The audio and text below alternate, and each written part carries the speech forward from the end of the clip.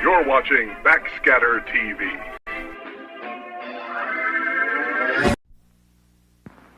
Look, here is the new Band-Aid plastic strip with new Super Stick. It sticks better than any other bandage. The proof? Take a dry egg at room temperature. Touch the egg with any other bandage. Brand X, brand Y, brand Z. Not one sticks. But a Band-Aid plastic strip with new Super Stick sticks tight instantly. Watch it again in slow motion. No pressure, yet we can lift the egg, even boil it. And the Band-Aid plastic strip never comes loose. Maybe you don't want to broil eggs this way, but you do want the extra protection of Band-Aid plastic strips. They take better care of little cuts and scratches. They stay put. Yes, even in hot, soapy dishwater. Neat, flesh-colored, almost invisible. Band-Aid plastic strips with new Super Stick stick better than any other bandage. Made only by Johnson & Johnson, the most trusted name in surgical dressings. Be sure you get Band-Aid plastic strips.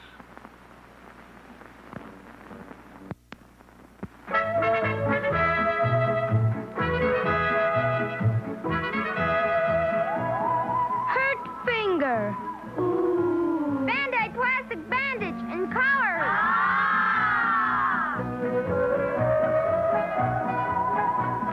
Hurt elbow.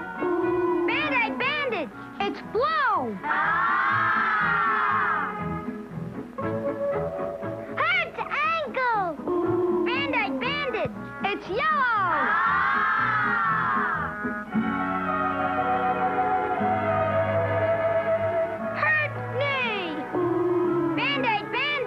It's red. Band-Aid stars and strips. Ooh. Band-Aid strips and spots, charmers. New. In colors. Get some.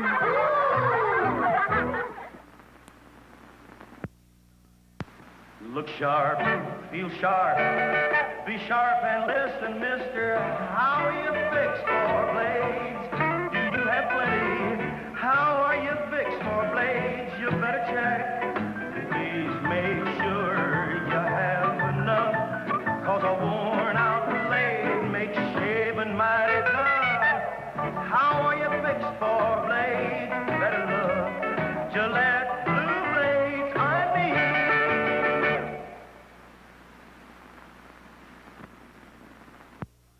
We're going to use an ordinary garden variety peach with its short, close fuzz and tender skin, and a regular regimental hairbrush with its rough, tough bristles, to prove to you that the man-size Remington electric shaver will give you a close, comfortable shave, no matter how tender your skin, no matter how tough your beard.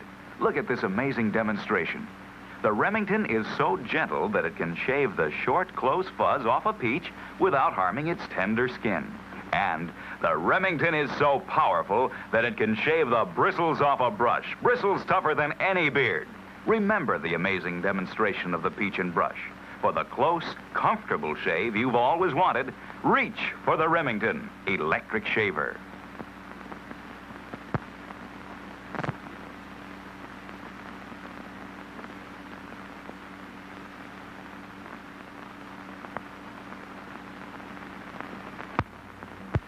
Pee-wee Reese has a way with Dodger rookies or Sandlot youngsters.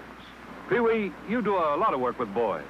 Not work, Al. I like baseball and kids. I enjoy helping teenagers start right. Well, that's around shaving age, and you give them pointers on personal appearance, too? Yes, a boy has more self-respect when he's clean shaved. I tell him to use a Gillette razor, Al. You said it, the Gillette Super Speed Razor. And today there are 3. Light for sensitive skin and most younger men. Regular for average skin and beard. Heavy for men who like the heft and feel of a heavier razor. Each is different, precisely engineered. One has the right blade edge exposure, edge angle, and weight to shave you in a breeze. Comfortable, good-looking shaves you may never have had before. And convenient, you change blades and rinse clean, so. Choose your Gillette Super Speed Razor. $1.29 with Gillette Blue Blade dispenser and handy travel case.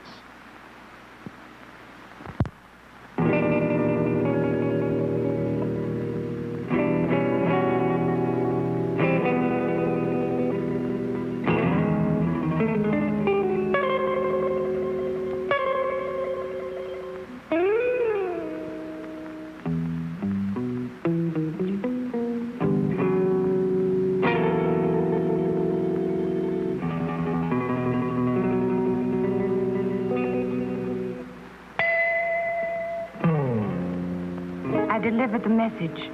Now what? Now let's check the second message. Ready? Mum, the doctor's deodorant discovery now contains M3. Got that? M3 to stop odor 24 hours a day. Remember now. I know. For security reasons, Mum's the word. New Mum cream deodorant now with M3. Got the message?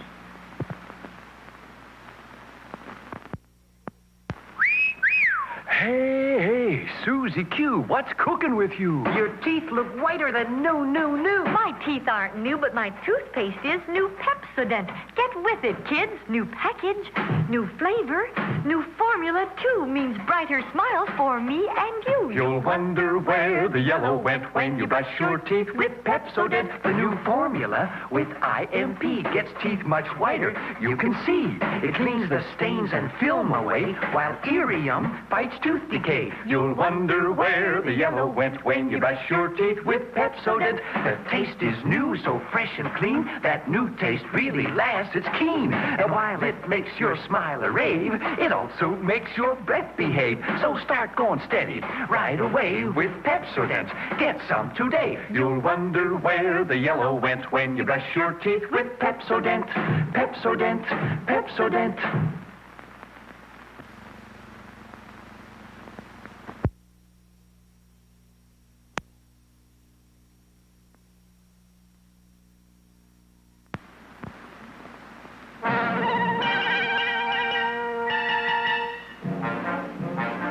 This is a story of an industry in action. Gonna take me a press, gonna take me some steel, gonna take my two hands and build an automobile. How many dreams can you shape in a minute, an hour? Ask the people of Dodge. Put in a rivet and a welded and a look alive. Wait till you see this baby drive. What makes an engine go? Is it stock and steel and copper tubing, or infinite care and experience with men and women working together to bring metals alive? Turn her out, Henry! Turn her out, Joe! We'll put her together, then watch her go! Heads up, she's coming down. 2 months ago, 3 tons of unmined ore. Today, a designer's idea come to life. Put a brand new body on a brand new frame. Tighten her up and give it a name. Call it a dot. It's a proud name. Proud in tradition, proud in service. Swift and mighty in action. I took me a press, I took me some steel, I took my two hands and built an automobile. I built a Dodge, I built a Dodge.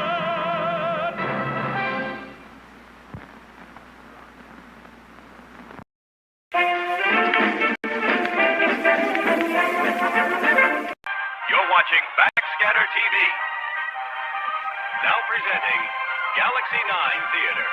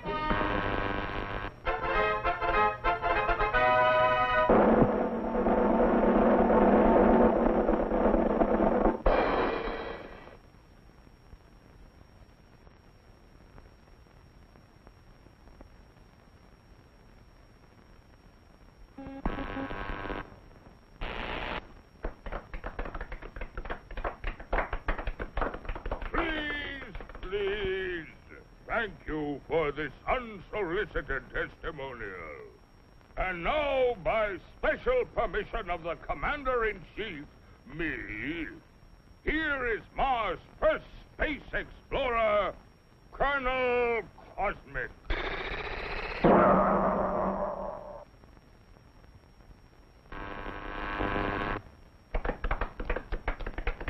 I can't tell you how happy I am to see your smiling faces once more.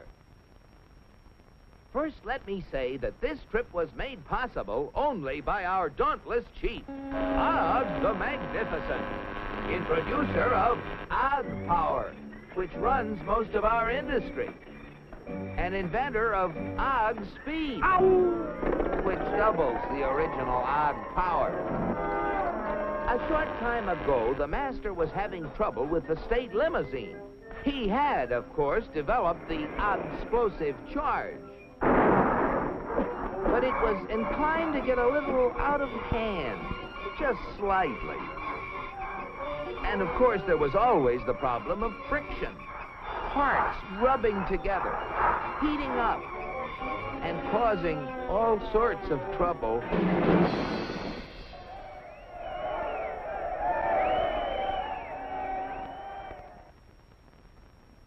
But our leader was undaunted. He immediately ordered our first expedition into space to bring back the secret of how other planets got their state limousines to run smoothly. The target was picked with painstaking scientific accuracy. Destination, Earth.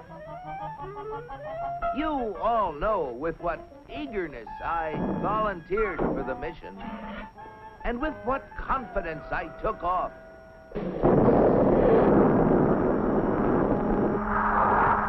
I took careful bearings and set out for my goal.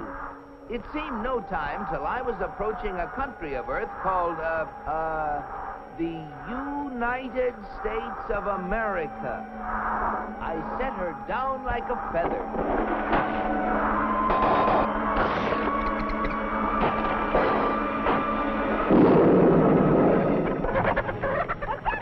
What's all the racket? Naturally, I protected government property by making the saucer invisible. They're after the chickens, Ma! And though the natives showed great interest in me, I decided to make myself invisible, too. Seeing moving lights in the distance, I headed for them. What phenomenal luck! I had landed close to what seemed to be an endless procession of state limousines. They moved quickly, and yet with fantastic smoothness. I just had to get a closer look at one of those Earthmobiles.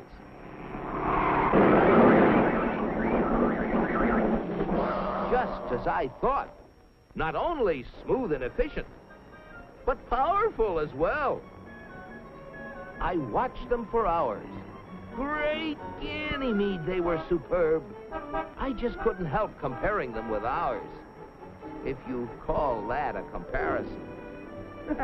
Surely these vehicles must be the property of the highest officials. I was wrong. It seems that almost everybody in this country has one of those, they call them automobiles. They use them for transportation, for business, for pleasure. They use them for all sorts of things. I found that these vehicles gather at places called service stations, where they are fed, lubricated, that's how they beat friction, and given the finest care. The source of their nourishment was something called petroleum. A power source like that must be a highly prized state secret. I had to find out about it. Perhaps the secret lay within this government archives building. It was heavily guarded, but casting discretion to the winds, I walked boldly inside. Their code was remarkably easy to break. They merely substituted the word oil for petroleum. And I soon got hold of a veritable mine of classified information. I began to assimilate the material. I soon found out that though petroleum products are easily found anywhere, petroleum itself is a very elusive substance. Experts have to search for it constantly in all the most likely and unlikely places with all kinds of scientific devices. When they figure they found a good spot, they drill a hole in the ground called an oil well, for almost all oil lies far beneath the surface of the earth. These wells go down thousands of feet and cost a lot of money to drill. But that's no guarantee that they're going to find oil. Matter of fact, in exploratory drilling, only 1 well in 9 finds any oil at all. Only 1 in 44 recovers enough oil to pay for itself. And only 1 in almost 1,000 makes a major discovery. Pretty big odds. Yet America's proved reserves, the oil supplies still underground, have kept increasing steadily. I couldn't imagine how this ever-increasing supply of oil was achieved until I found out that there's not just 1, but thousands of oil companies, all competing with each other to discover and develop new sources of oil. For believe it or not, in the USA, anyone who is willing to risk it can drill for oil. But oil discovery is only part of the story. Once they get oil out of the ground, it has to be moved through pipelines, on ships, or in tank cars to fantastic processing plants called refineries. Crude oil goes in, and great Jupiter, the things that come out. Gasoline, for example, the most efficient mobile power source on Earth. That was the stuff that powered all those cars and trucks. And asphalt, which makes smooth, durable roads. It seems that oil not only runs cars, it even gives them something to run on. Another oil product is the diesel fuel, which runs giant trains across the nation. In winter, fuel oil made from petroleum brings warmth and comfort to millions of homes. And still other fuels help defend America's shores and skies. From refineries also come the lubricating oils and greases that keep the wheels turning in America. But that still isn't all. Crude oil, like everything else, is made up of billions of tiny molecules. And using the magic of research, oil companies compete with each other in taking the petroleum molecule apart and rearranging it into, well, you name it, fabrics, toothbrushes, tires, insecticides, cosmetics, weed killers, a whole galaxy of things to make a better life on Earth. And you know, it isn't just oil companies that try to outdo each other, competing for the customer's dollar. The same story is true of almost every successful business enterprise in America. The result?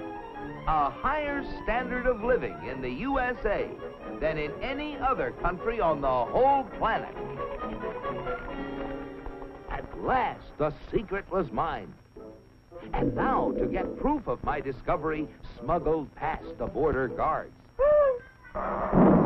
In spite of my infinite precautions, one of them became suspicious and gave the alarm. Come back for the eggs, did you? Yeah.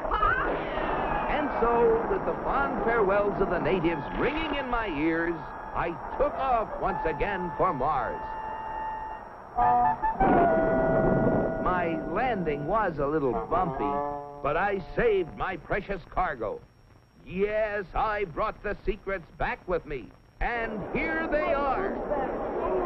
The big secret is, of course, oil, which has brought a better life to all the people in the USA.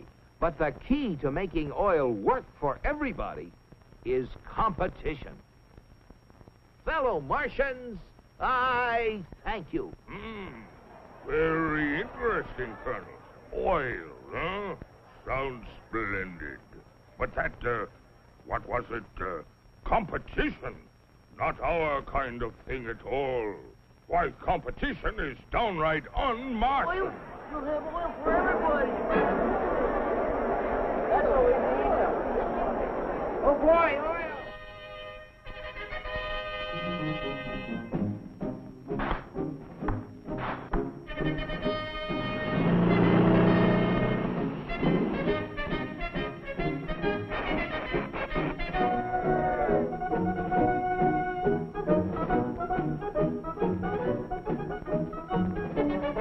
Look at them.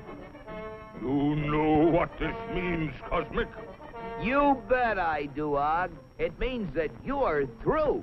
So why don't you get lost? Yes, the real secret is not only a great source of energy, but also the freedom to make it work for everybody.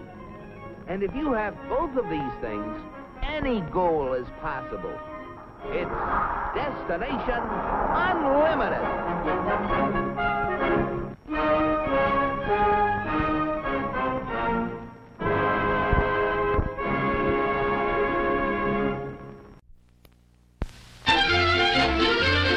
Places all.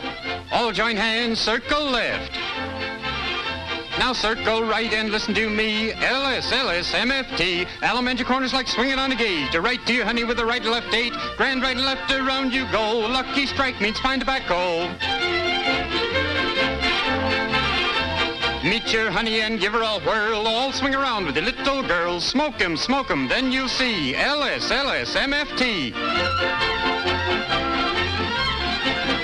Promenade and don't you fall. Promenade around the hall. Lucky strike is first again with tobacco men. Promenade straight down the pike. It's time right now for a lucky strike.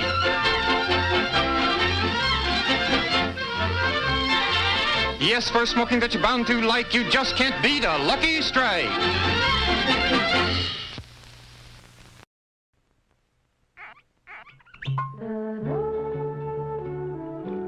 Alexis Lachine wines are full of flavor. Alexis Lachine wines are dry. Alexis Lachine wines are mellow. Drink an Alexis Lachine wine with any kind of food. Or anytime you feel like relaxing with a drink. Alexis Lachine, fine French wines. You're watching Backscatter TV. Now presenting Galaxy 9 Theater.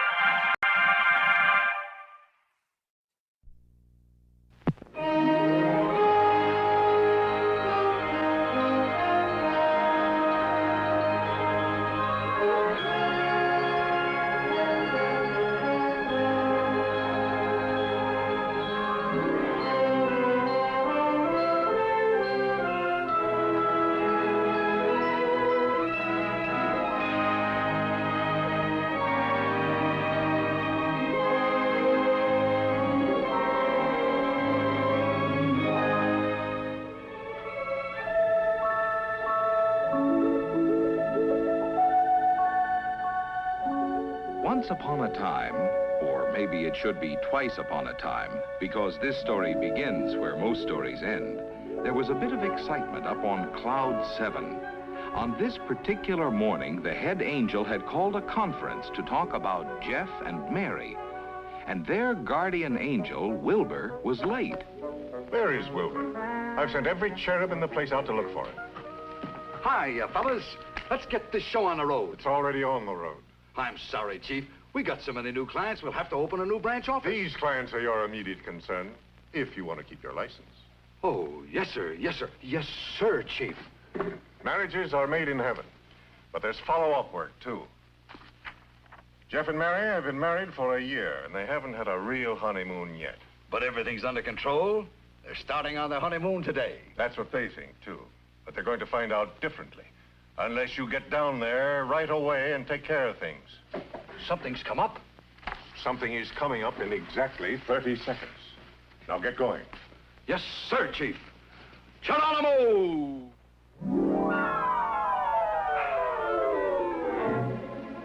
Wilbur! Oh, Wilbur!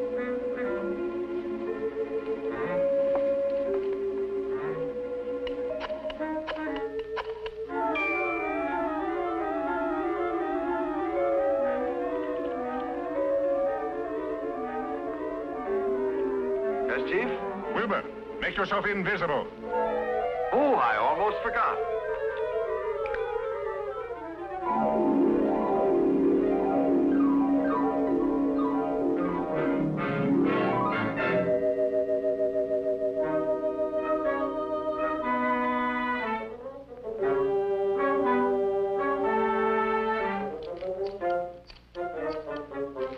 I'm sorry, Chief, but I've got to get organized.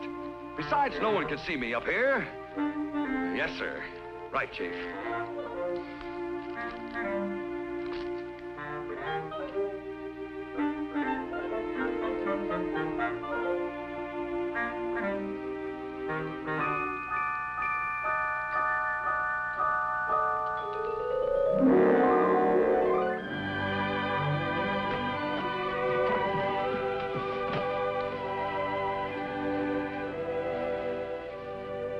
You got everything? Everything, including you. Well, let's go then.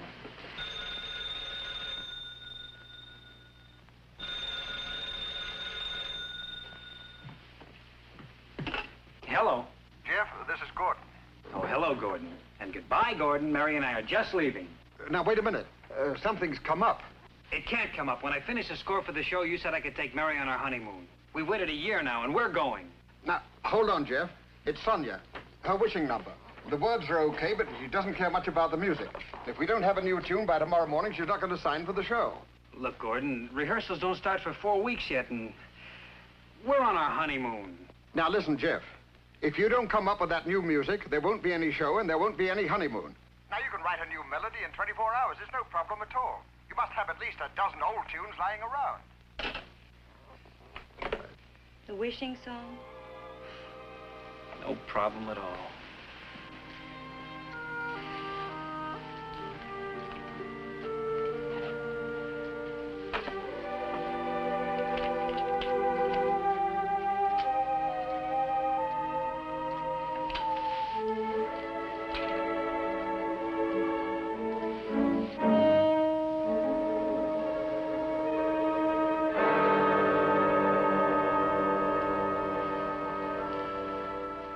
No inspiration, darling? I couldn't write The Farmer in the Dell today. A temperamental ballerina. I'd like Take it to... easy. Look, it's way past dinner time and you haven't eaten lunch yet. I'm not hungry. I'll fix some coffee.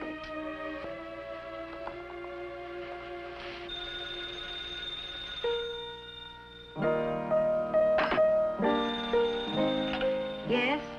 Hello, Mary? Yes, Sonia. You tell Jeffrey, the dear boy, that I love his words.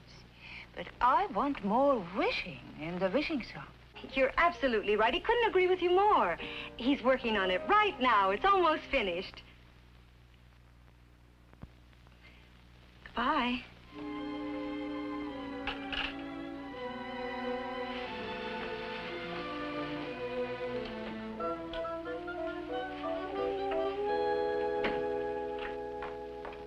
I wish I had a castle in the sky.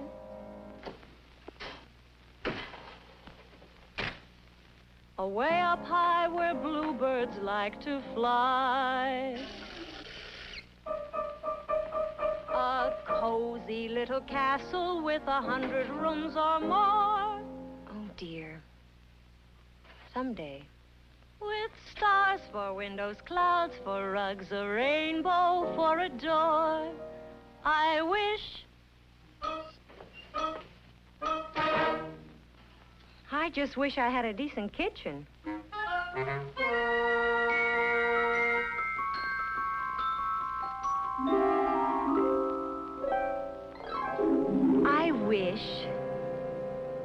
I wish the faucet wouldn't drip all day.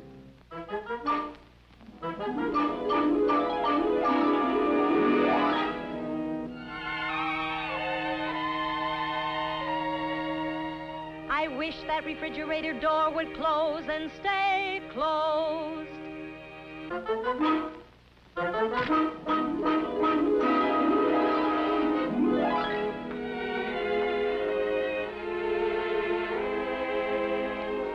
I wish I had a stove whose pilot light was always lit.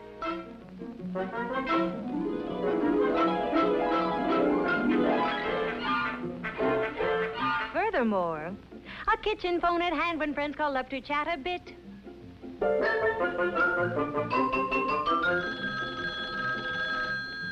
Hello, yes, this is Mary. How are you? Bye. They say your kitchen dazzles every eye. A brand new sink, a built-in oven, a new refrigerator, and a phone. A kitchen phone, a bright red phone. I gotta go. Goodbye, goodbye, goodbye. I'll call you later.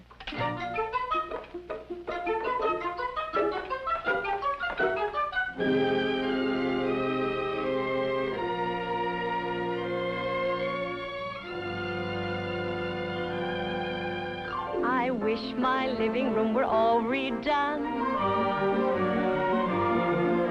New drapes, new rugs, oh, this is fun. It's nice to have a telephone to blend with my new drapes and rugs. A living room that's all our own.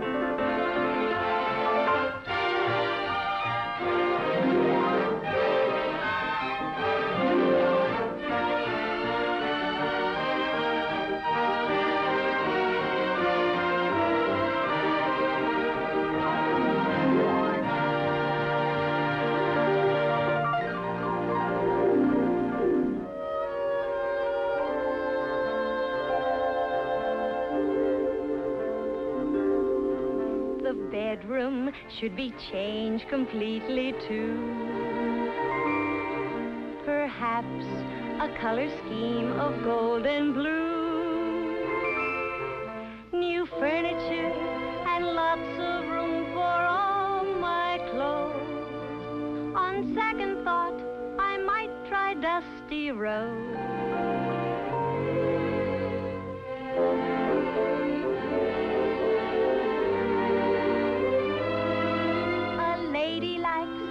Have a chance to change her mind. I might like a yellow room with turquoise and white, and maybe a telephone that lights up at night. I wish I may, I wish I might.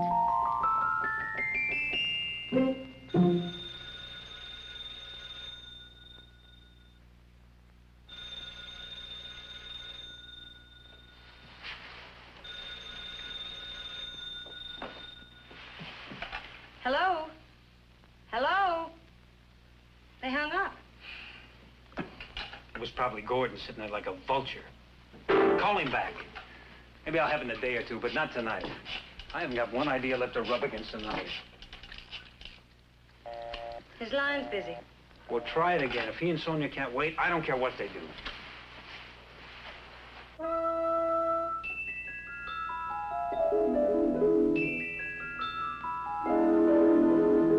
Why don't we call him later? No. Now. All right.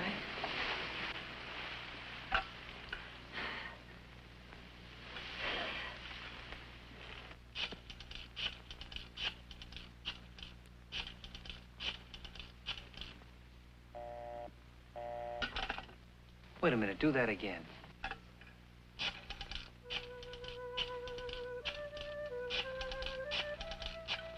Yeah.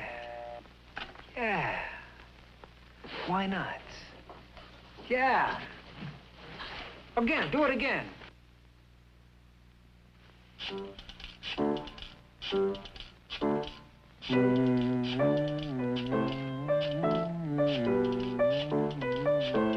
It works.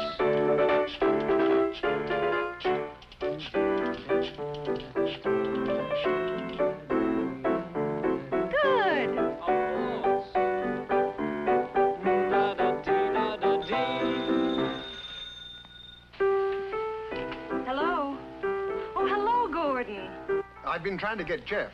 Sonia's here. How's it coming? Wonderful. You want to hear something? You bet. I'll turn on the speakerphone. I want Sonia to hear it.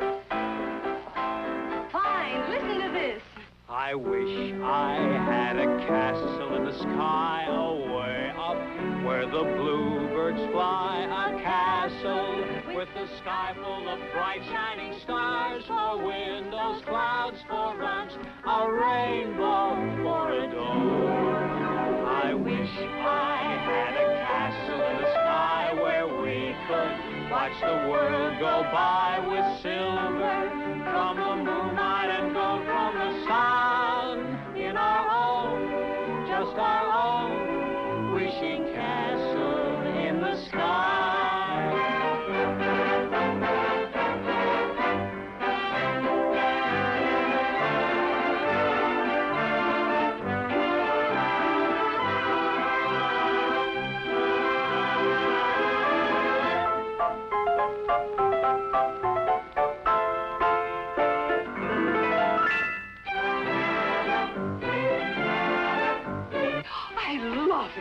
Such rhythm, such spirit, such departure. That's it, kids. Bring it in, Jeff, and go on your honeymoon.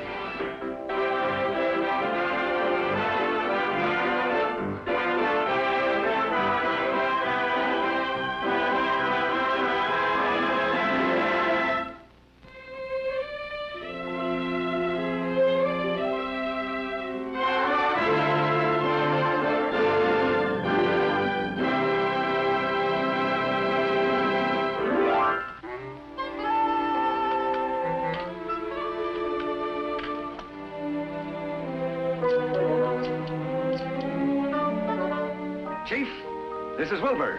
Mission accomplished. I'll be right up. Right.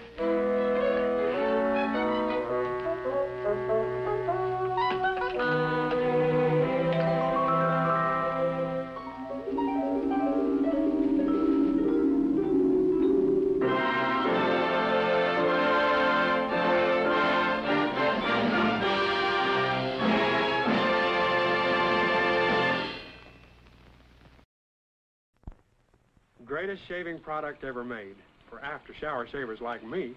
New Formula 409 Bathroom Cleaner. Gets bathroom surfaces so clean even steam won't stick. The mirror proves it. Try cleaning half your mirror the usual way, half with new 409 Bathroom Cleaner. See the other side steam up? The 409 side so clean steam won't stick. Get 409 Bathroom Cleaner, the better bathroom cleaner. It sure revolutionized shaving.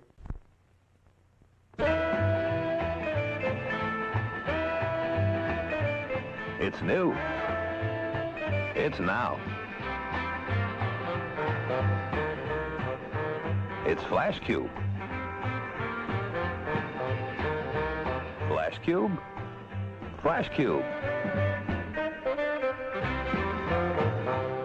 Only with the newest Kodak Instamatic cameras. 4 full-power flashes in one tiny cube. Flash Cube.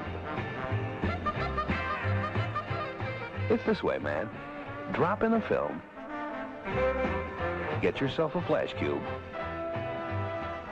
Pop it on. Take 1. Take 2. Take 3. Take 4 flash pictures without changing bulbs. In color, of course. Newest Instamatic camera outfits from less than $18. Only from Kodak. You're watching Backscatter TV. Now presenting Galaxy 9 Theater.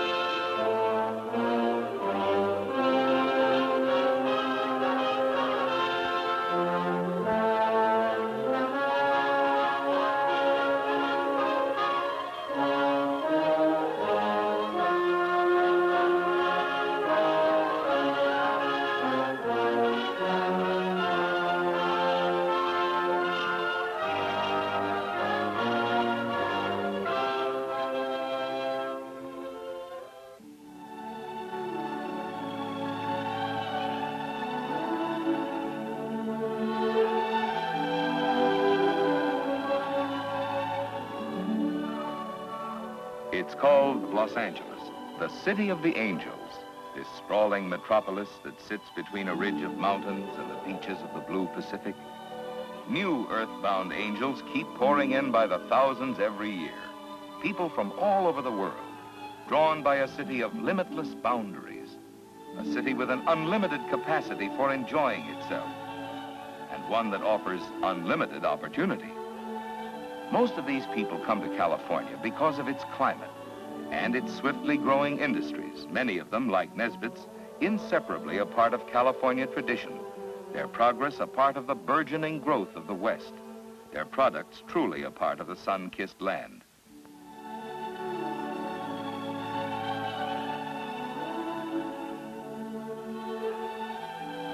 Early in the 18th century, the Spanish mission fathers found that the sunny and consistently mild temperatures of Southern California allowed the citrus fruits of their native land to be grown. These delicious and healthful fruits were carefully tended and nurtured into flourishing groves to be shared with and enjoyed by everyone nearby. Since then, the heady scent of the orange blossom and the tangy, sweet juice of the orange have always been associated with California. To make these more available, Nesbitt's was formed, and thus a new industry was born, to grow, to expand, to excel, to take its place with other industries typical of California.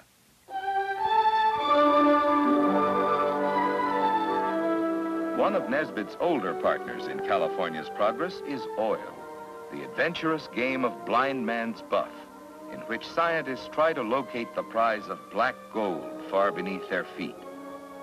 For the men who have gambled their existence on finding and taking out this substance from wells drilled deep into the earth, the excitement of discovery has never dulled. The state is now one of the largest producers in the country, though oil was found in California only shortly before the turn of the 20th century.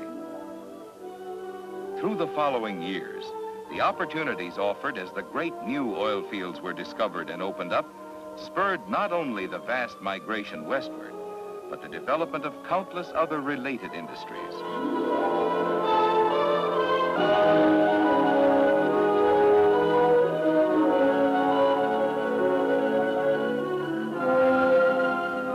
As crude oil comes from the earth and flows through the pipelines, it is a mixture of hundreds of components, most of them unusable until they have been processed in the great gleaming refineries that dot the landscape.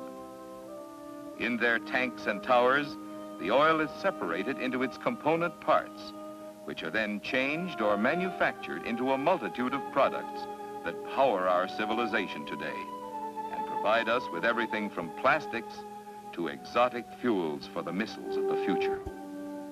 The scope of exploring outer space is impossible to foresee, even for the trained mind and the creative imagination. But these minds and imaginations and skills have already shaped a new and prosperous field of endeavor, that of conquering the unknown, far beyond the gravity of our Earth.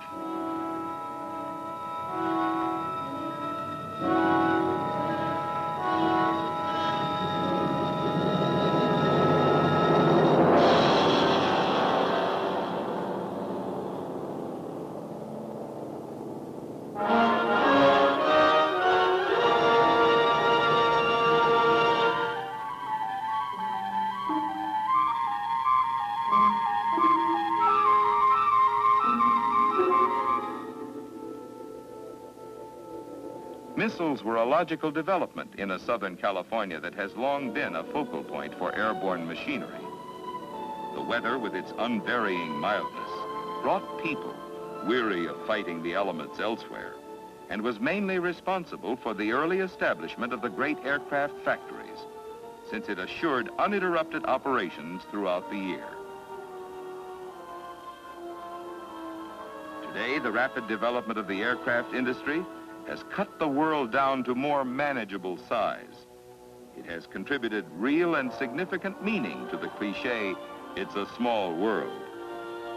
And the jet airlines that span a country, an ocean, in a matter of minutes or hours, give us unlimited opportunity to know better the people of other lands, other languages, other ways of life. What more delightful way to start than by a look at beauty? Brought to Southern California from all countries and all corners of our own United States, These lovely contestants, vying for the crown of the most beautiful girl in the world, will certainly encounter no language barrier, no lack of understanding because of unfamiliar birthplace and background. Given instead the universal appreciation accorded all works of art and beauty, theirs is perhaps a very real part in true international understanding.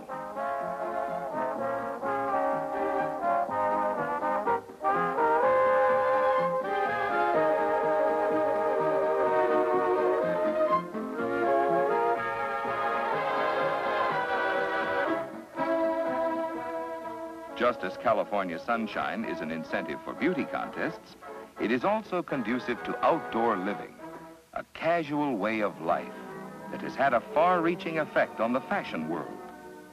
Designers found that people living in the freer and more informal manner of the West wanted clothes more casual too. So the textile manufacturers devised fabrics that are light in weight, uniquely patterned and bright with color.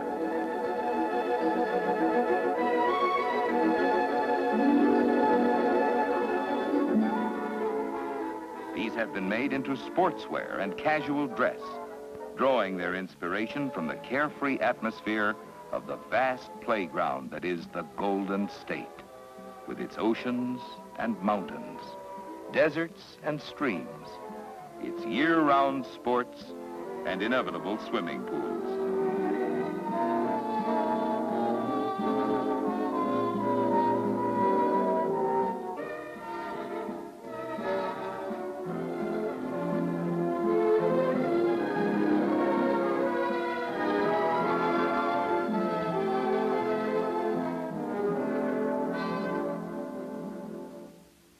The climatic conditions and natural resources of California provide not only good living, good jobs, good health, and good fun, but also good food.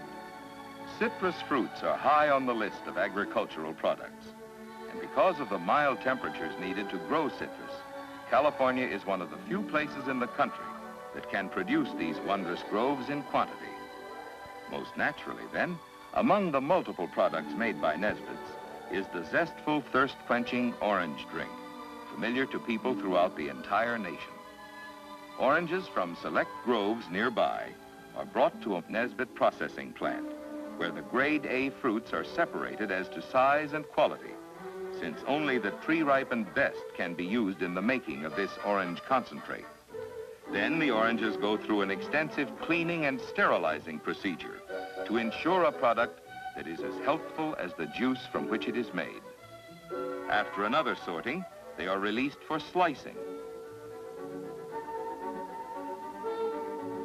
and then fed to the ingenious machines that so carefully extract all of the juice, yet as carefully prevent any of the bitter peel from being used.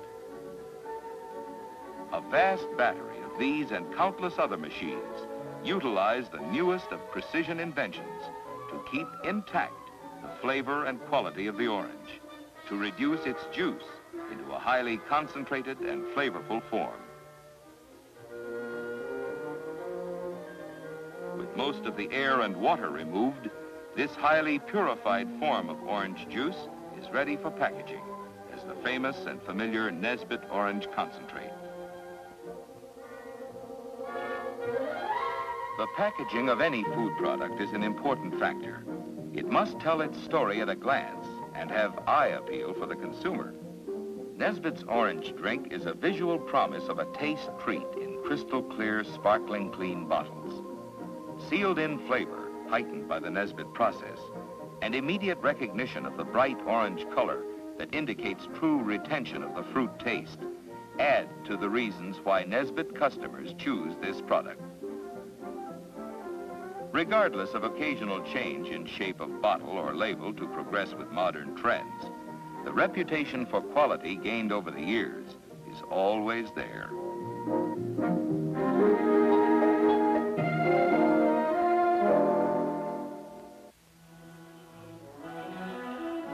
Nesbitt also has the reputation for anticipating customer demands and tastes. Various fruit and flavor toppings for desserts were the company's initial product. Rather than confine the purchase and enjoyment of these toppings to soda fountains and restaurants, Nesbitt began manufacturing the product for home consumption with immediate acceptance and success. The high standards of quality inherent in all Nesbitt products are based ultimately upon constant research and rigid quality control. The newest and finest of scientific methods are used to guarantee the required standards. In an industry geared to improvement, there is a constant search for new approaches to consumer appetites. The fruit flavors are continually being combined in new variations. And the chocolate toppings alone range from a liquid form through several consistencies to a rich, thick fudge. These newest of home consumer products are not to be found just on American supermarket shelves any more than the fountain products are confined to American drugstores. All of the Nesbitt products, concentrates, fruit drinks, and toppings alike, are being shipped to the remote and romantic places of the world. One of the most romantic must certainly be Los Angeles itself. With its industries, its whole way of life, it is a far cry from the typical California ghost town reconstructed here at Knott's Berry Farm. This popular tourist attraction has always been one of the reasons why this whole area is called the Kingdom of Fun. Yet some people also pause here a moment to think, to pay tribute to our ancestors with newfound appreciation of their struggle to reach California and their insight into the unlimited future of Los Angeles, the city that grew out of such a small beginning, an old pueblo of a few hundred settlers. We have always had a curiosity about our own past, the color, the excitement, the challenge that created the future we live today. Cowboys still shoot 'em up for the enjoyment of spectators at Corriganville Movie Ranch, where it's the winning of the West all over again, but this time for movies and TV. And as usual, wherever there is fun, there is Nesbitt's to be enjoyed.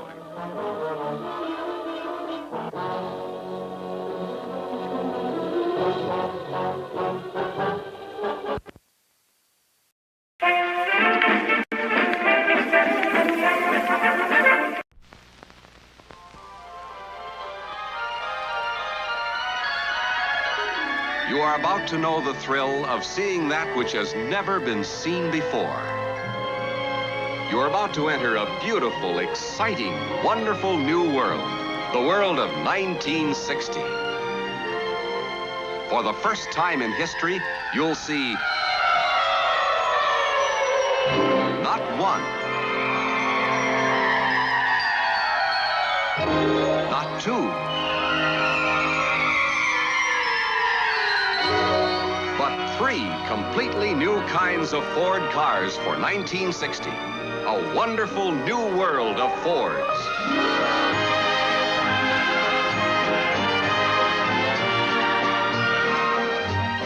First, representing the 1960 Fords, the finest Fords of a lifetime, the magnificent new Galaxy.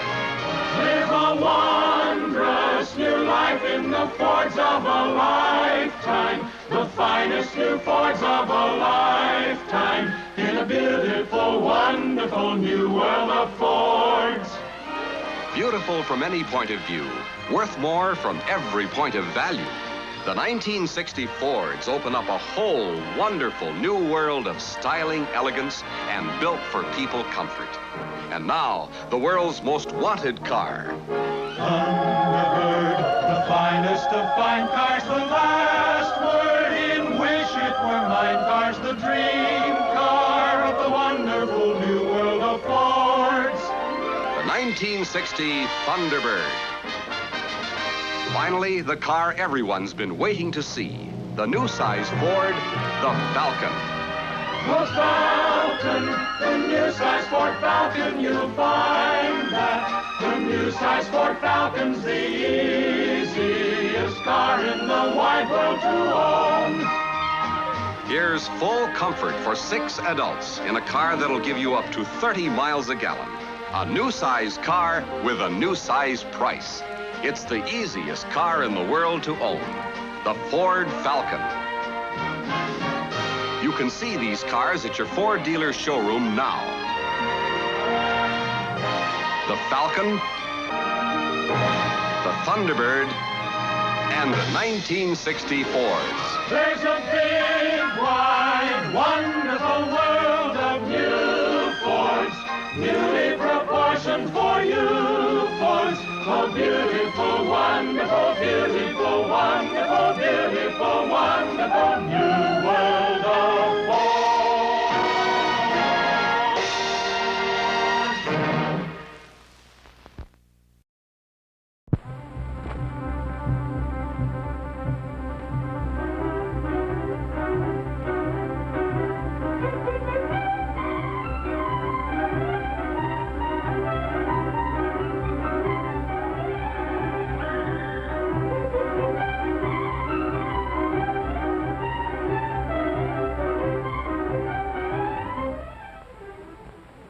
Pretty clever bird, the parrot. He can actually talk, pronounce words. Of course, he has no idea what the words mean, so we never take him seriously. Unfortunately, that's not true with gossips. They use words just as carelessly as the parrot, but sometimes we take them seriously, and often innocent persons are harmed. You see, gossips don't stop to think that words are dangerous. They influence our national life, and in war, they are powerful weapons. Gossips toss words around as carelessly as parrots, with no more sense of the harm they can do. Did I hear somebody say gossiping is monopolized by women? Far from it. Anyone who uses words carelessly, especially to talk behind someone's back, is a gossip. Let me tell you a little story about a gossip. This is Marion High, my school. I'm the principal, George Eastmore. There were some people in my office this particular morning, Mr. and Mrs. Gage and their daughter, Jean. They told me Jean would have to leave school. Why? Because of the malicious gossip about her. I was shocked, and I asked for details to see if we could do something about it. We began talking, even though Jean thought it was already too late. Mr. and Mrs. Gage had opened a grocery store at the start of the term, and Jean helped out after school.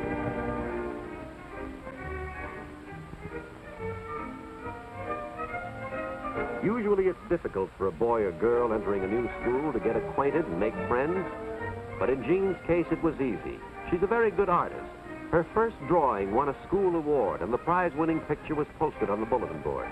That seemed to open the doors for her. All the girls were interested and anxious to meet her. The first friend she made was Janice Nelson. Of course, Marion High is coeducational, and the other half of our student body is always interested in a pretty, popular new girl. So while Jean's new friend Janice Nelson was introducing her to some of the other girls, Jack Monroe and Bill Ellis, our two ranking Casanovas, were making a little bet as to which would make the first date with her.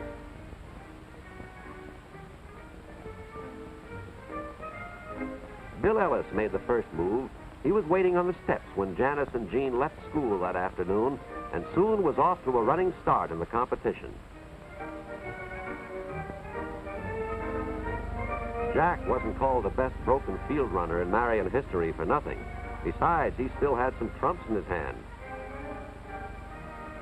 Like an open convertible, which had helped quite a few times in the past.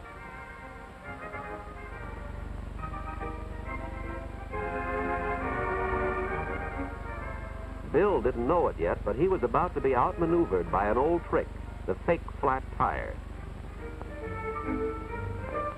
Jack was well in the lead now. He drove 12 blocks out of his way to drop Janice off first.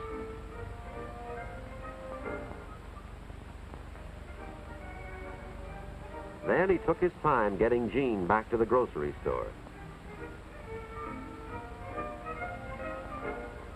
Jean introduced Jack to her mother and father, and presto, he'd won. He had a date with Jean for Friday night. From the time Jack called for her and all during the afternoon and evening, Jean kept thinking to herself how lucky she was that her father had moved his store here so she could attend Marion. She was a brand new student, and already she'd won the art contest, made a whole circle of friends, had been asked to pledge the girls' club, and now here she was out with the most popular boy in school.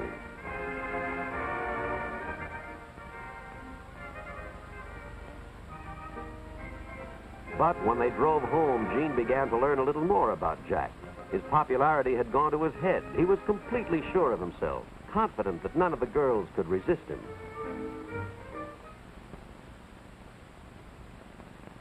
Gene's slap didn't hurt his face, but it certainly injured his pride. He tried to laugh it off, but he was thinking that he'd have to get even. Jack didn't lose any time giving the other boys a highly colored version of the date. To regain his self-confidence and build himself up in their eyes, he added a few details, remarks about Gene, completely untrue. But then, gossips seldom worry about the truth. Now the gossip began to spread. Bill Ellis colored it a little more and passed it on. Then Christine Manners took over. First, she used her lunch hour to tell the story to every girl who would listen, and that included practically every girl in the school.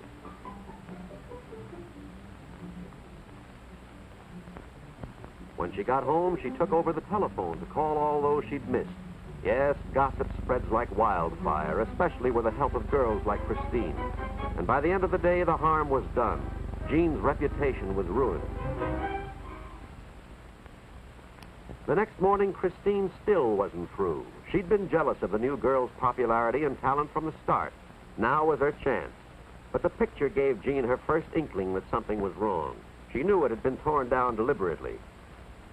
She asked her friend Janice if she'd done something wrong, but Janice was too uncomfortable, embarrassed to tell Gene to her face. Everyone took pains to ignore her. She felt like an outcast, yet couldn't imagine why. Gene was hurt and bewildered. Marion High had seemed so wonderful only last week. Now it was like a completely different school. Gossip. Gene was lonely and miserable all week, but she was still hopeful that once she was initiated into the girls' club, things would be better. However, Gene had already been blackballed even before the club's scavenger hunt had started. But instead of telling her, the club president had made Gene's assignments far more difficult than the other girls, hoping Gene would fail, thus disqualifying herself.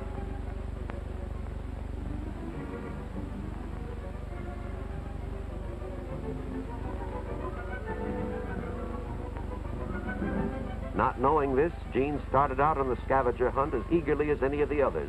She was willing to work twice as hard as the other pledges to be initiated. The rest of the pledges had finished their assignments and had been notified of their acceptance before Jean returned. Now the girls were really embarrassed. Jean came back with every one of her assignments completed. What could she do next? Nothing, Christine told her. She'd been blackballed. She wasn't wanted. Jean couldn't understand. She'd done her assignments as well as any of them. Why had she been rejected? Christine said Jean knew very well why, because they didn't want her kind of girl in their club. Jean still didn't understand. Janice finally had to explain that they all knew about her, about Jack's story. Jean was stunned. How could anybody believe that about her?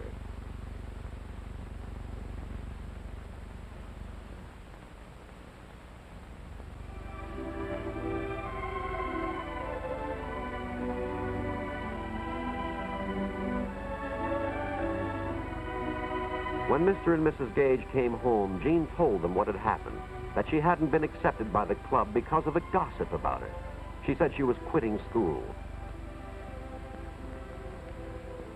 So that's the story she told me. That's why the Gages came to see me. They agreed with Jean it would be better if she left school. But I asked them to wait, give me a chance to do what I could. Gossip is difficult to fight. You have to go right to the source and stamp it out.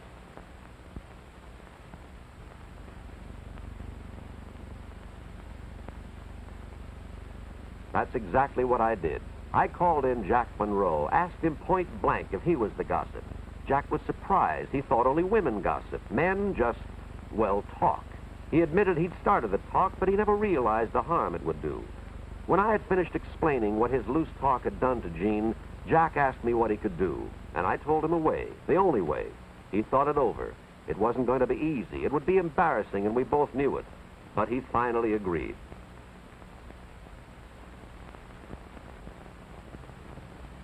Give Jack credit. He went through with it.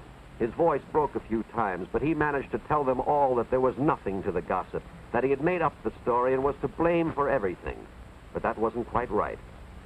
I told them that anyone who listens to gossip is almost as much to blame as the person who spreads it. We were going to discuss the problem in assembly, make the whole school aware of the danger, and make sure that no Marion student would ever again be hurt the way Jean was. The next day, the whole student body realized what they had done to Jean. Now they wanted to make it up to her. She made a fresh start and was soon one of Marion's most popular girls, one of our real leaders. What could have been another gossip tragedy had been a happy ending.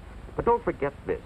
There needn't have been so much as a near tragedy if our students, instead of imitating this bird, the gossipy parrot, had instead copied three far wiser creatures, the three little monkeys, who see no evil, hear no evil, and speak no evil.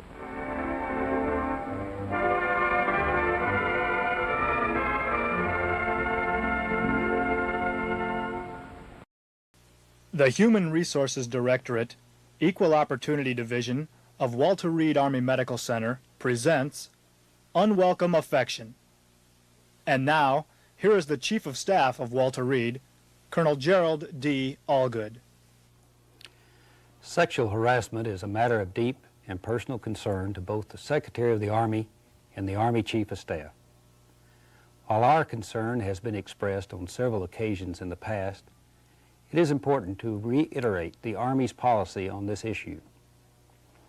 The Army is fully committed to a policy that demands respect for the human dignity of its members. That policy cannot succeed where sexual harassment exists. It is the responsibility of every soldier and every Army leader, civilian and military, to ensure that any instances of sexual harassment are dealt with swiftly and fairly, and to promote a climate within the Army that will not tolerate such conduct. Allegations of sexual harassment will be treated at all levels of command with the seriousness they deserve. Each person, male or female, must be treated and evaluated solely on how well tasks are carried out. The scenes you are about to see demonstrate some of the many forms that make up sexual harassment. We ask you to view each situation as if you were actually involved and respond to the questions posed at the end of each scene.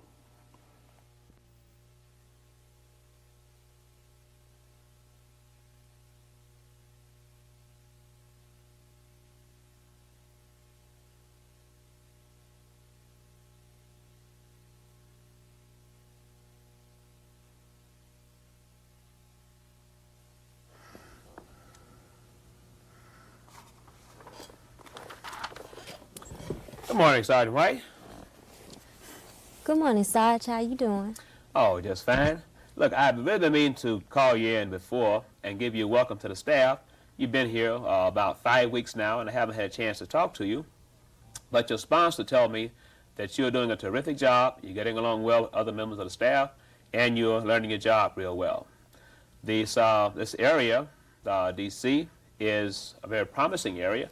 A lot of people, sign here and stay quite a while. How do you like being stationed here? I love it. I've been hearing so much about D.C. when I was in Germany, about the nightlife, partying city, a lot of sightseeing, and I just can't wait to get out there to see it all. Okay, that's good. We're glad you're happy with your assignment. One thing that people have problems with when they first arrive here is the in-processing period. They say that everything is so far away they don't know where anything is, and they have a hard time getting processed in. How about you? Do you have all your finance and personnel business taken care of? Personnel, but I'm having problems with finance. Finance haven't paid me for 2 months. I have about $6 left to last me until they pay me, whenever they pay me, and I'm in a bind right now as far as money. Okay, I'll tell you what I'll do. I'll call over and talk to the company commander and see if I get him to give finance a call so they can get your pay straightened out right away. Another problem is for housing and living conditions. How about you? Have you found a place to stay? Well, right now I'm staying in the barracks. I'm having a problem there, too, because my roommate loves loud music, and I have a problem going to sleep, getting my rest because of that music. What I suggest that you do with the your roommate is ask her to turn the stereo down because you're trying to sleep. But if it doesn't work, just give the charge of quarters a call, and they have been instructed to make sure that all stereos are turned down to a reasonable level and especially off at a certain time of night. But I have your records here, Sergeant White, and it indicates that, that you are married and you're living in the barracks? I am married, but my husband, he's not with me right now. He will be joining me in several months from now. Oh, your husband's not here now? No, he's not. Oh, okay. Well, that's really unfortunate. You know, I'm sorry to hear that. But here you are, here in this big city all by yourself, and your husband, you know, away and not having any money, and a roommate with all this loud noise. I tell you what I'm going to do. Since, you know, you haven't been paid in a long time, why don't you let me, you know, give you a little something to sort of tide you over until, you know, we can get the company commander to straighten out your pay. Well, I really appreciate that, and it will help out a lot. Like I said, I don't have that much money with me, but as soon as my paycheck is okay, I'll pay you back as soon as I can. Oh, no. Don't worry about paying it back. Just say this is just a, you know, your sergeant's looking out for the troops, all right? As a matter of fact, I'll tell you what we'll do. This weekend, why don't I come by and pick you up, and we'll go down and show you D.C. You say you heard a lot about it. Let me just, you know, be the first one to show you around the city. How about that? I would like that, but I can't. I'm afraid I can't do that because I have to wash clothes, I have to go to the PX, get my uniform together, and most important thing of all, I have to make a phone call to my husband at certain times of the day. Hey, wait just a minute. You know, you're new here on the staff, right? And just like to remind you that around here on the staff that, see here, I make a lot of decisions. I am the one that fixes up evaluation reports. I assign 3-day passes and leaves. And just a little word of advice, you know, if you want to get along on the staff, it'll be beneficial to you to be a little bit nicer to me.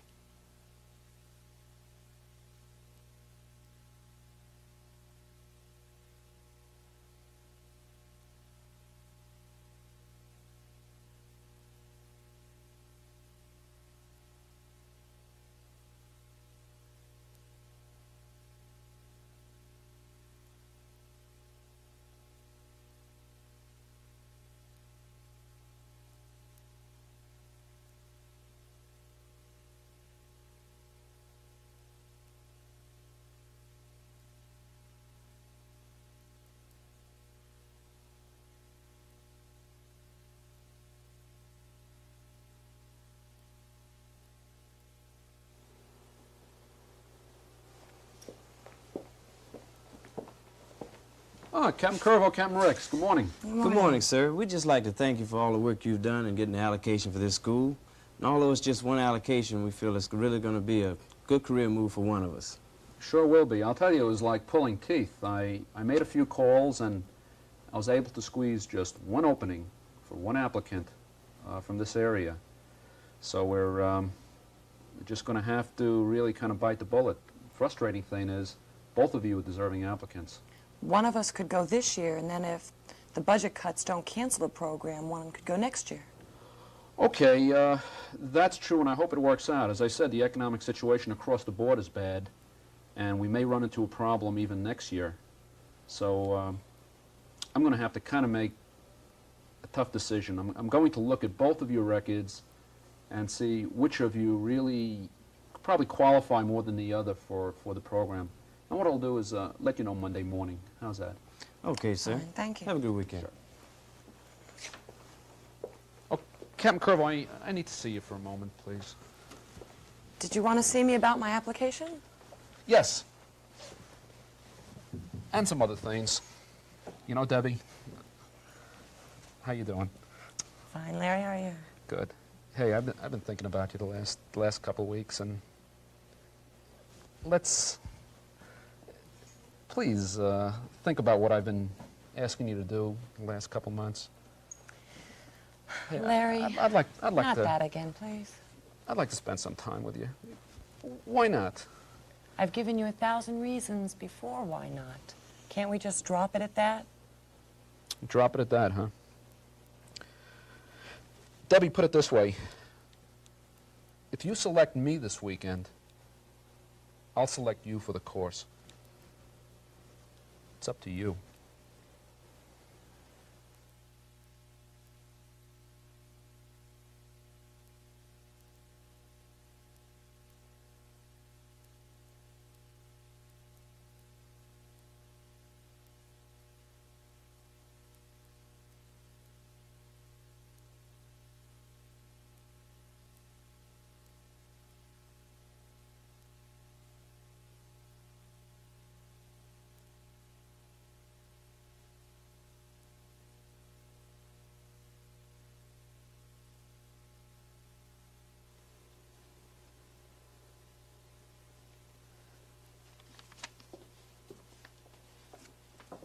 Are you having problems with that report? Yes, ma'am. This new job is really taking some getting used to, but I think I can work it out sooner or later. You can drop that ma'am routine and call me Aurelia. I see what you're doing wrong. But I sure hope you can see it, because I've been working on this thing for the last 2 hours and can't make any headway. It's way past quitting time. Let's get some dinner and maybe some sweet dessert. And I'll explain an easier way to get these reports done. You know, I would really like to, but I have a lot of work to do. And I think I'll just finish up and stay here and get these reports done. Well, okay.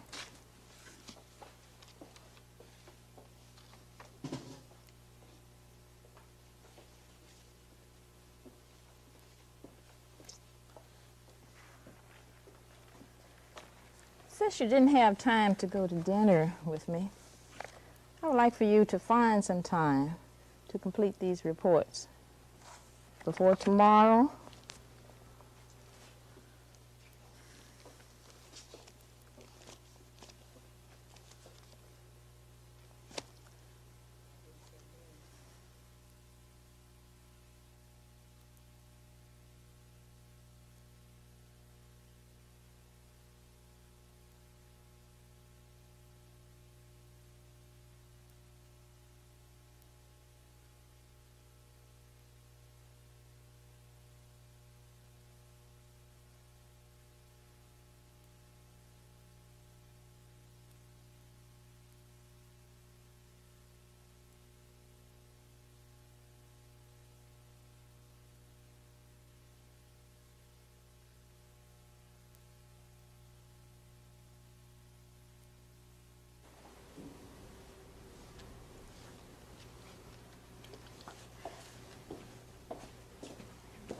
Good morning, Captain Ricks. How's it going, John? Pretty good. How you doing? Fine, fine. How's the weekend? Fantastic.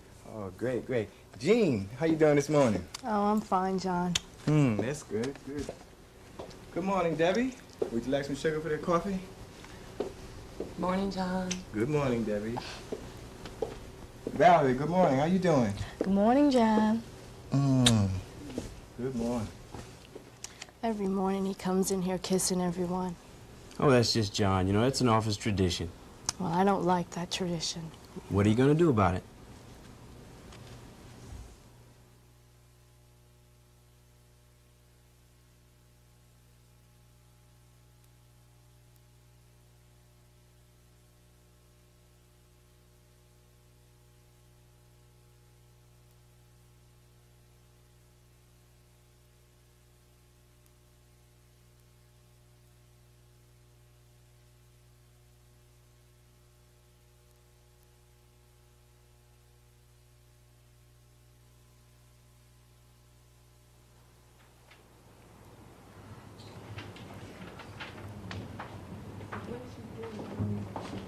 Hey, John.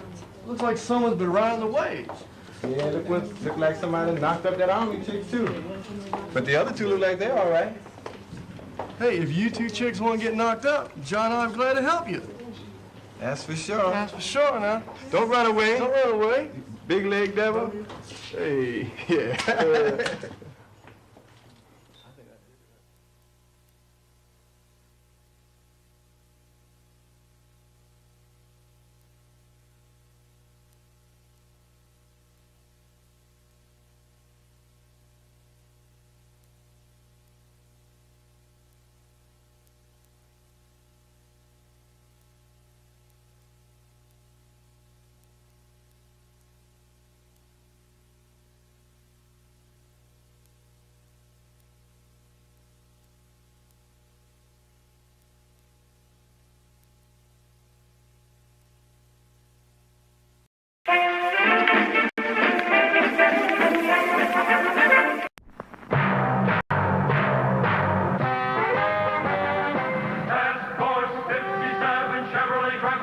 here. Task Force 57 Chevrolet.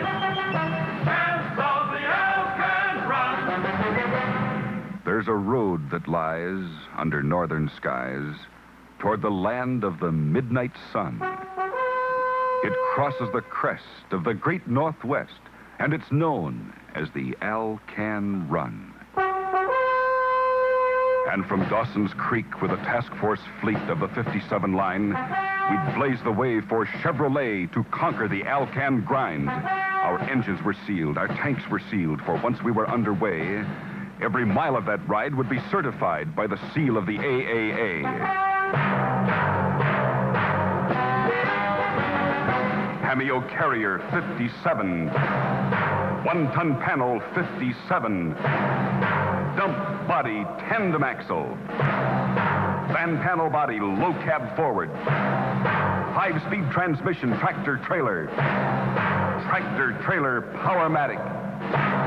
The trucks of the Task Force Fleet. A great new champ in every weight, a mighty six, a great new eight. No other truck so up to date as Chevrolet, the champion of them all. Fighting dust, fighting time on that long northern climb. Alone against all nature's might, these trucks made by Chevy, light, medium, heavy, roared into the wilderness night. The lightning flashed, the hailstorm crashed, the rain turned the road to paste. We drove our band through that washed-out land up into the Yukon waste. The night is gone and here's the dawn. The motor's humming clear and strong. The great new champs are pushing on for Chevrolet, the champion of them all. So we made our push through the Arctic bush on that ribbon of mountainous road, and we held our stride on that rugged ride in spite of the heavy load. Our Matic transmission locked in position, no shifting from drive to low, proving by test that Chevy is best wherever a truck can go. We've got the power beneath the hood to set the pace no other could. We're out to take the great Northwood for Chevrolet, the champion of them all. There were rivers to span with our caravan, and the valleys were wide and deep. Though the way was hard, with hydraulic retard, we held where the grades were steep. Statistics say at the AAA it's a 72-hour drive, but we roared down into Fairbanks town in less than 45. Champs of the Alcan Run. If you haul loads over all kinds of roads, Chevy trucks are number one. They're engineered best and proven by test, the champs of the Alcan Run. Task Force 57 Chevrolet trucks are here. Task Force 57 Chevrolet, champs of the Alcan Run.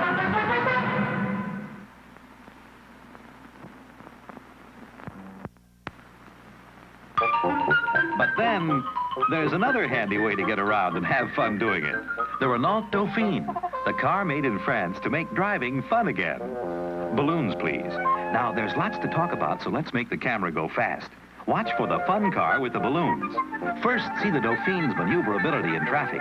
Look how it gets around and how it corners. Special axle design does that. And see how it accelerates and climbs. Driving economy gets up to 40 miles a gallon. Parking? The big car couldn't get in the space. But watch this. With the Renault Dauphine, everybody's an expert. Lots of room for you to park inside. Handy as roller skates and twice the fun.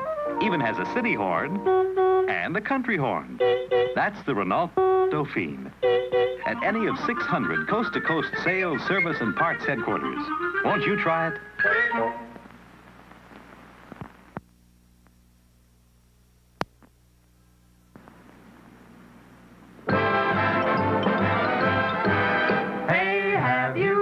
About the crazy new way to send a message today. It's flashed on a screen too quick to see, but still you get it. subliminally. Put on your specs, pull up your chair, and see if you can see what's coming through the air. Ladies and gentlemen, the 59 Chevy. See it? Isn't it beautiful? Some car, huh, folks? That was the 59 Chevy just then. All new, all over again. In case you missed it going by, We're gonna give you all another try. See it? Now that you've seen the new Chevrolet, in a somewhat subliminal way, we hope that you'll place your order right now for the 59 Chevy. Here's how. Just go see your Chevrolet dealer right now. The 59 Chevy's due out Thursday, October 16th. But you can get the details and place your order in advance. So come right in And right away to your Chevrolet dealer. For Chevrolet. See it?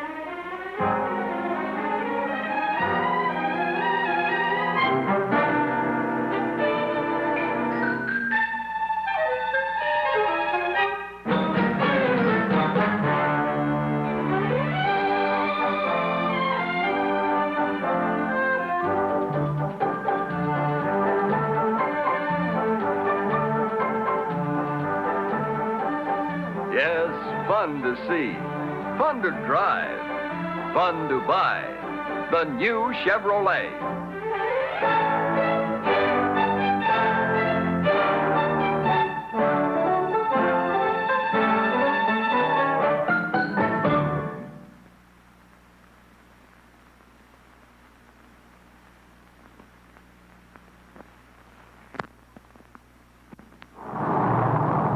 This is a C-124, the largest transport plane in the Air Force. It's no picnic flying a payload over country like this. And when ice fog moves in over those mountains, then you're heading for trouble. Enter GCA, Ground Control Approach, the eyes of the Air Force, guiding planes to safety in bad weather situations. Every precaution is taken, including an emergency standby generator. Oh, ice fog's really socking in now. 51054, I have you in radar contact. Ceiling is 0. Visibility 1/16 of a mile with ice fog, over. Roger, understand the weather. The ice fog up here is pretty bad. Let's make it good the first time, over. Perform your final cockpit check. Your gear down and locked, over. Roger, cockpit check completed. Gear down and locked, 5-4. Roger, 51054, your final controller. This is what the boys in the Arctic call a hairy situation. Our C-124 is flying totally blind through a treacherous ice-fogged mountain range, completely dependent upon GCA for its safe landing. Roger, your heading is 235. You're correcting over to the on course nicely. Your heading is 235. Now right 3 degrees, heading 238. Stand by. Power failure. All contact with plane lost. The switch is turned on. The standby emergency generator, dependent on battery power, springs into instant action. The life-saving signal is resumed. 5 miles east of the field. Continue heading 240 at 2,000, over. Roger, nice approach going tower frequency. Your heading is 238. You're now over touchdown point. Take over, complete your landing. Roger. We're home. Another Air Force mission accomplished. No sweat, thanks to GCA. Once the C-124 is safely down, the ground crew rolls out to greet her. Tractors, tow trucks, forklifts, and tankers, all dependent on battery power, gather around the giant bird to unload and service her. Fresh power, dependable power is needed here. Absolutely fresh power, like the Delco dry charge battery. None of its vital power can waste away because this battery comes bone dry. Only when fluid is added does a Delco dry charge battery come to life. Ready for fast starts, dependable performance anywhere, under all conditions. When it's time to replace, make sure you get all the power you paid for. Power that can't get old before it's sold. Delco dry charge battery, made by the Delco Remy division of General Motors. Delco, available through the United Motors system and its independent dealers and distributors.